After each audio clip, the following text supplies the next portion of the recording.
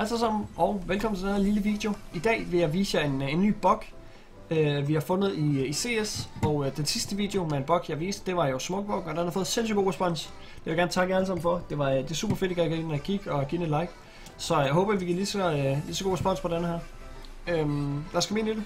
Det I starter med at gøre, det er, at I køber jeres våben. Nu køber jeg en autosniper, fordi det er meget nemt med en autosniper. Og som I kan se, så har den jo altså 2090 i sit magasin. Så i stedet for at stille sig her og så begynde at spraye, og så nu skal vi reload, det tager lang tid, det gider vi ikke. Så det vi gør, det er at vi bare stiller os til at spraye. Så hvis I lægger mærke til den højre hjørne, så bruger jeg lige alle mine skud.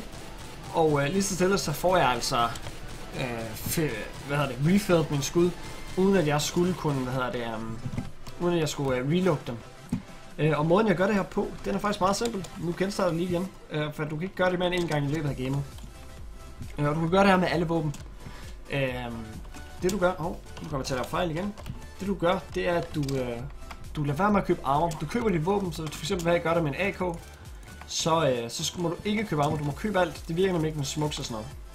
Så det vi skal gøre, det er at vi køber kevlar, og vi køber hjelm med.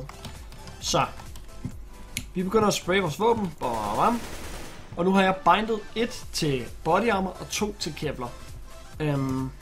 Så det vil se sådan her ud på bum. Jeg sprayer alle mine, og nu har den 15 skud tilbage i sit magasin. Så køber jeg lille armor først. Bum, den reloader. Lad mærke til, at jeg reloader den ikke. Så igen har vi 30 skud i magasinet. Begynder vi bare at spraye, og som sagt, det er ikke ligefrem fordi du vil gøre det her med en AK. Du vil helst gerne have det med en autosniper.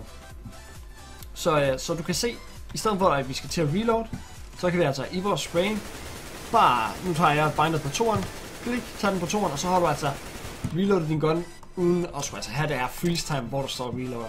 Så ja, en lille bug, og som sagt, jeg vil råde jer til at gøre det med en autosniper i stedet for, fordi at der er ikke så mange fordele ved at spraye ned igennem med den med en AK. Så I kan stille jer her, og så kan I bare begynde at spraye jeres autoer. Bum, 2 skud, jeg plejer at købe dem med 1-2 skud, der plejer jeg at købe op. Og bum, så køber jeg et stort armor igen. Det er altså 60 onde skud, der kommer igen med den, uden at skulle reload jeres autosniper, eller jeres AK, eller... I kan også gøre det med Nico. Men ja, det var altså den her lille bug-video, jeg lige vil vise jer. Og sidst jeg lavede den, der fik jeg jo så god respons, men buggen, den blev altså fikset kort tid efter, jeg tror den blev fikset 24 timer efter. Så vi håber ikke, at hvad finder ud af det her.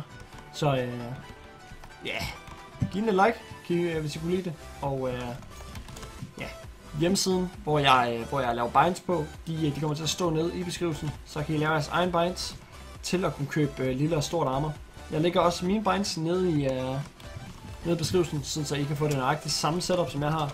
Og så kan I altså bare begynde at spraye løs ned igennem med den. Så tak fordi I er så med, og ja, hygge jer, drenge. Høj!